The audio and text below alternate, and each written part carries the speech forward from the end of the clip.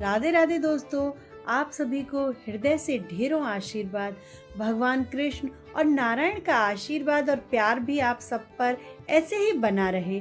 आज हम उस पवित्र मास की बात कर रहे हैं जिसे हिंदू धर्म में कार्तिक जैसे महीने से भी बढ़कर स्वयं भगवान का स्वरूप माना गया है। यह मार्गशीर्ष मास, इसे हम अगहन का महीना भी कहते हैं। आपके मन में यह सवाल जरूर आया होगा कि जब कार्तिक मास सबसे प्रिय महीना कहा गया है तो मार्गशीर्ष उससे श्रेष्ठ कैसे हो गया।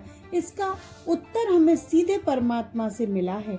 मार्गशीर्ष के सर्वाधिक महत्व का सबसे बड़ा कारण श्रीमद् भागवत गीता में दिया गया स्वयं भगवान कृष्ण का कथन है।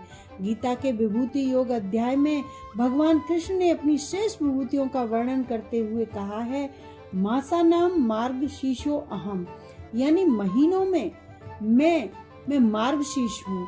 ध्यान दीजिए, कार्तिक मास भगवान विष्णु को प्रिय है, लेकिन मार्गशीर्ष मास स्वयं भगवान श्री कृष्ण का स्वरूप है। जिस महीने को स्वयं परमात्मा ने अपनी पहचान बता दिया हो, उससे बढ़कर कोई दूसरा महीना कैसे हो सकता है। इसीलिए मार्गशीर्ष में की गई साधना सीधे भगवान की विभूति की पूजा होती है, जो हमें ज्ञान, समृद्धि और मोक्ष की ओर ले जाती है। मार्गशीर्ष का महत्व केवल गीता के कथन तक सीमित नहीं है। वृंदावन की गोपियों ने भगवान कृष्ण को पाने के लिए पूरे मार्गशीर्ष महीने में कात्यायनी का व्रत और यमुना स्नान किया था। इस कारण यह महीना निस्वार्थ प्रेम और समर्पण का प्रतीक बन गया। इस मास में किए गए छोटे छोटे धार्मिक कार्य भी अक्षय पुण्य देने वाले होते हैं, यानी ऐसे पुण्य जो कभी नष्ट नहीं होते हैं। अगर आप इस मार्गशीर्ष मास का पूरा लाभ उठाना चाहते हैं तो ये 3 कार्य अवश्य करें।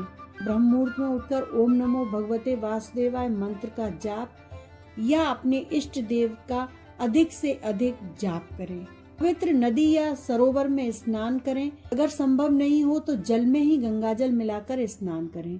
भगवान कृष्ण के स्वरूप को जानने के लिए इस महीने में श्रीमद् भागवत गीता का पाठ या श्रवण करना सबसे उत्तम माना गया है। आइए हम सब मिलकर इस मार्गशीर्ष मास को अपनी आध्यात्मिक यात्रा का सबसे महत्वपूर्ण पड़ाव बनाएं और स्वयं भगवान के स्वरूप इस महीने में भक्ति करके उनका आशीर्वाद प्राप्त करें। राधे राधे। चैनल को लाइक करें, शेयर करें, सब्सक्राइब करना बिल्कुल न भूलें।